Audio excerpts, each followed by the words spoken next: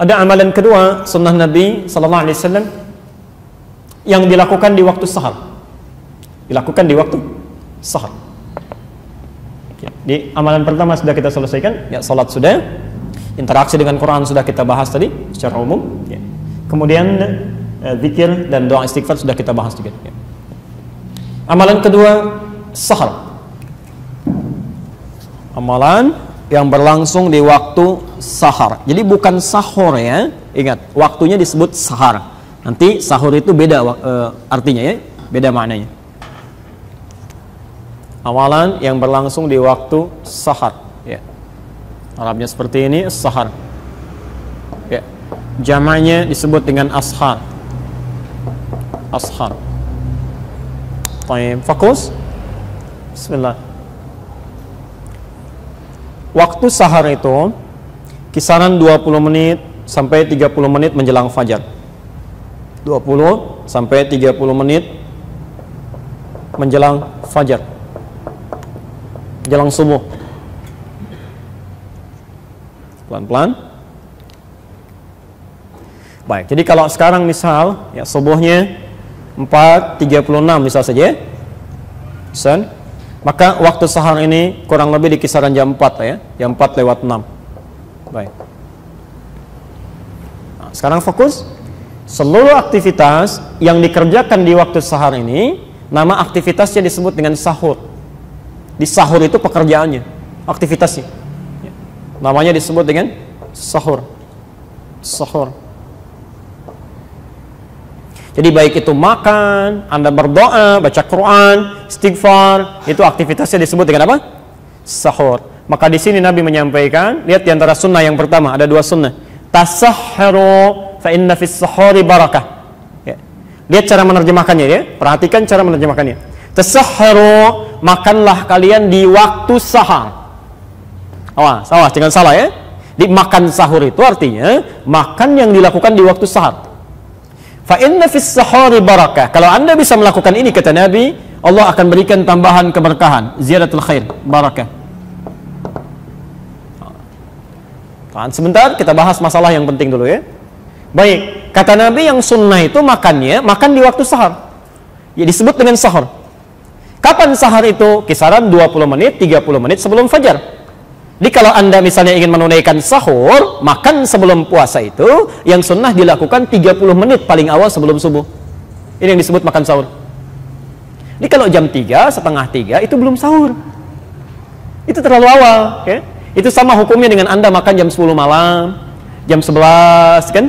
Kadang-kadang dari masjid sudah ada suara setengah 3, kan? Sahur, sahur. Nanti malam kasih tahu, belum. Gitu ya.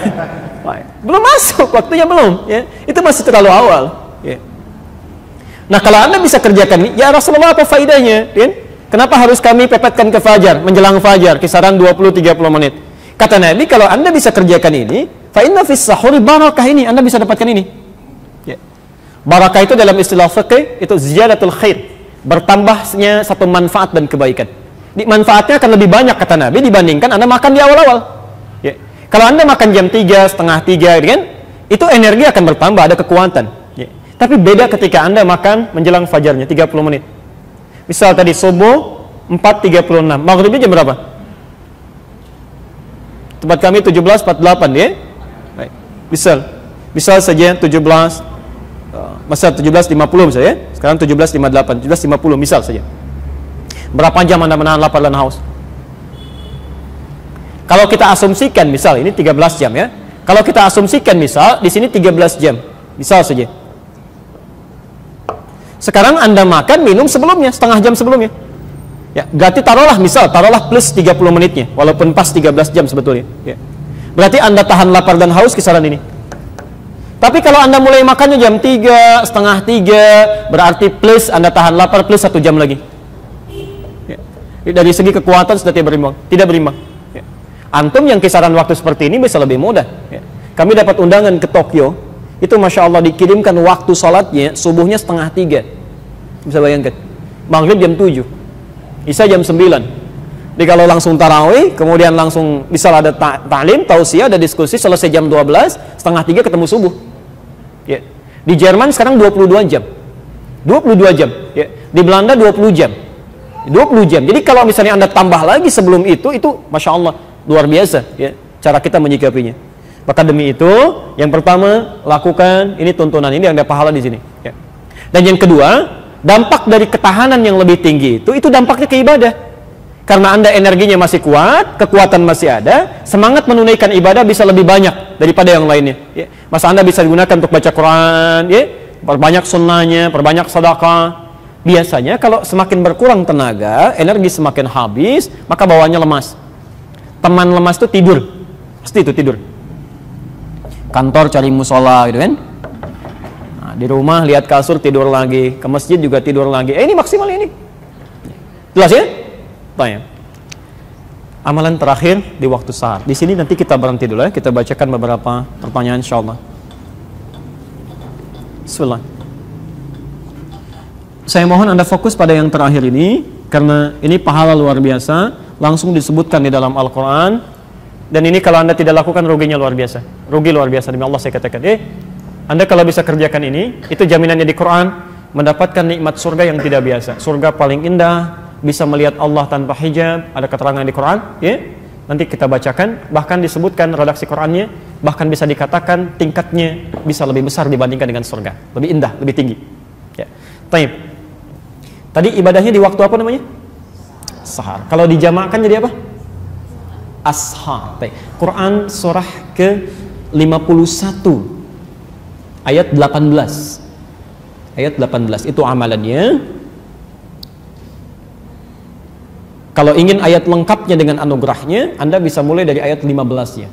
Jadi di situ langsung disebutkan pahalanya, di surganya di mana, kenikmatannya seperti apa, dari ayat 15 sampai ayat 23. Di antara amalannya yang fokus kita sekarang ayat ke-18-nya.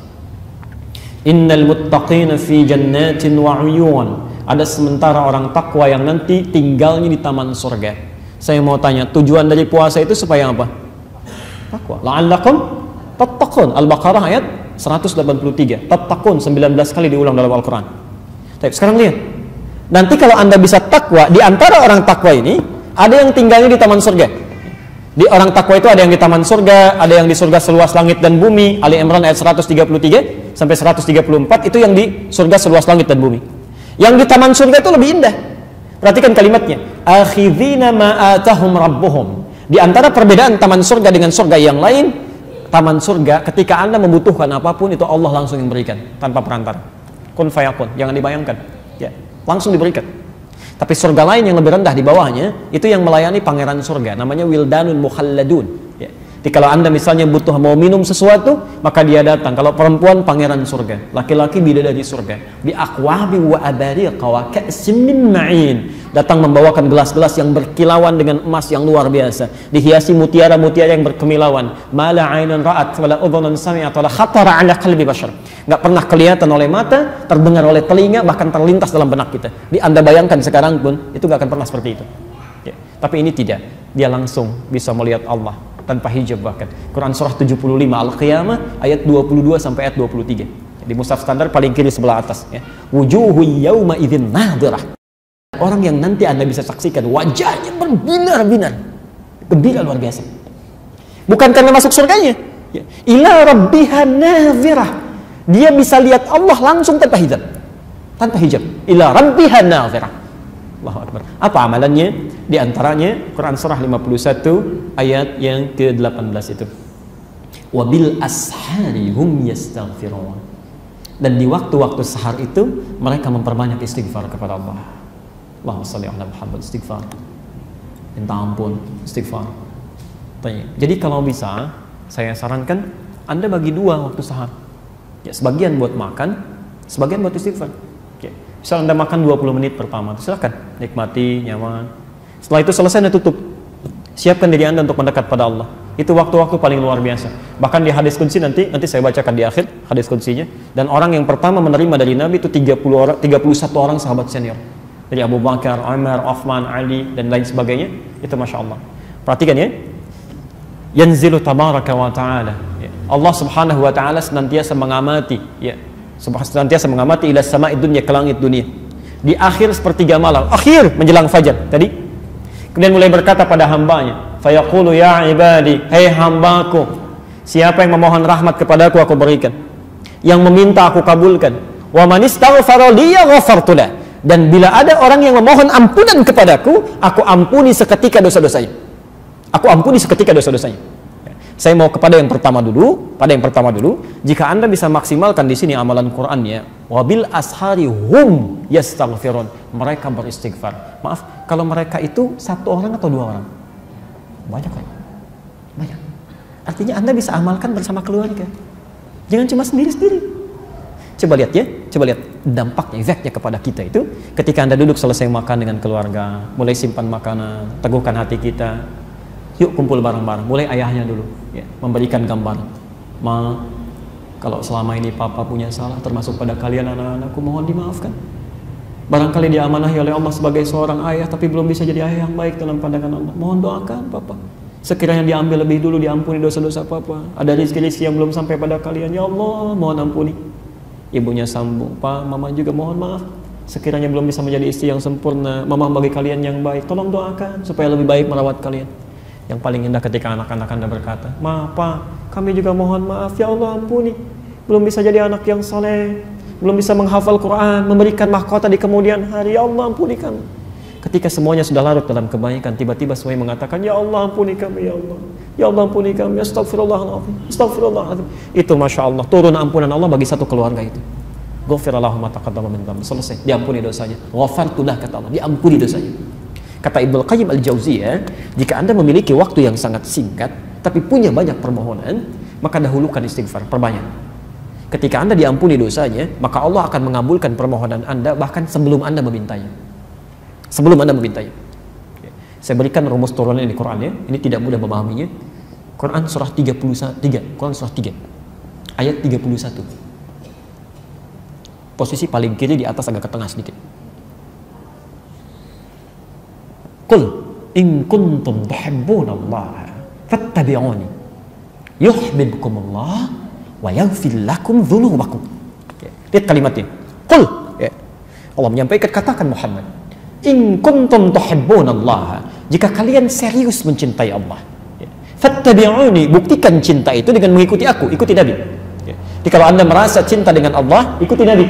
Ya.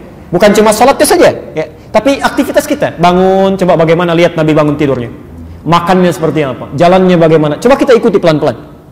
Kalau Anda bisa lakukan itu, lihat turunannya ya, yuhibbukumullah, Allah akan cintai kita, cinta Allah. Nah, sekarang perhatikan persamaannya ya, saya pernah terangkan ini juga dalam kesempatan yang lain. Kalau Allah sudah mencintai seseorang, maka ternyata yang pertama diberikan itu bukan dunia, bukan. Wa yaghfir lakum dzunubakum, Allah akan ampuni dosanya. Allahu Akbar, ampunan dosa. Jadi kalau Anda dicintai oleh Allah, maka pertama yang dilakukan diampuni dosa itu. Sudah habiskan. Kamu nggak usah punya dosa lagi. Pulang. Ya. Bukankah kalau ada seseorang pernah punya salah pada Anda macam-macam dan minta maaf, yang pertama Anda lakukan kan memaafkan dulu ya. Kalau Anda sudah senang kan Anda bisa berikan apa saja. Masya Allah. Allah ampuni dosanya. Jadi kalau ada yang dicintai Allah, diampuni dosanya. Sekarang lihat sini. Sifat cinta itu selalu memiliki sifat akan selalu memberi bahkan sebelum diminta. Coba perhatikan. Ketika anak Anda lahir, saking cintanya padahal dia nggak minta. Pakaian dibelikan yang paling bagus, ada mainan yang paling bagus, bahkan nggak pengen Anda belikan juga. Ya. Saking cintanya tuh. Ya. Bukankah setelah dewasa Anda tunggu sampai minta? Kadang-kadang belum dikasih juga. Ya. Jadi ketika semakin tinggi tingkat cinta, dia akan memberikan bahkan sampai tidak pernah dimintakan sebelumnya. Jelas sampai sini? Nah, jadi lihat persamaannya. Cinta Allah menghadirkan ampunan. Maka kata para ulama, orang yang persamaan terbaliknya, orang yang sering memohon ampunan kepada Allah, maka lebih cepat mendapatkan cinta dari Allah Subhanahu wa taala. Kalau dibalik, cinta menghadirkan ampunan. Berarti orang yang semakin lama, semakin sering minta ampun, semakin cepat mendapatkan cinta Allah Subhanahu wa taala. Kalau cinta Allah sudah datang karena sering istighfar, maka Anda jarang minta ampun, Allah sudah menyiapkan kebutuhan Anda. Coba mulai. Ya, barangkali kita diberikan kesempatan sampai malam kelima ini hanya sekadar Anda bisa melakukan itu. Bismillah, kenapa Anda tunda? Maksimalkan. Ya, jangan banyak mainnya. Ibadi, khalaqtuka lil ibadah fala tal'ab. Kata Allah, hambaku, kamu ini saya ciptakan untuk ibadah, jangan banyak main. Ya kan banyak poin pada yang tidak penting maksudnya, pada yang tidak penting. Tapi godaannya tidak mudah ya. Ya begitu Anda mau makan supaya suasana ada sedikit banyak, ya tidak terlalu sepi. Anda lihat TV ternyata racun semua di sini. Ya coba lihat perhatikan ya, yang tidak ada di luar Ramadan sampai ada di Ramadan. Orang tidak jelas tampilan macam-macamnya. Itu sesungguhnya ujian bagi kita. Matikan aja. Ambil suasana yang enaknya, manfaatkan. Cuma 10 menit kok. Nunggu besok lagi belum tentu hidup. Ya, mau kapan lagi kita ambil? Barangkali mungkin, maaf ya, diantaranya juga ada doa-doa Anda yang belum dikabulkan karena Anda harus melakukan pada saat itu, barangkali begitu. Ya, cobalah mulai. Ya.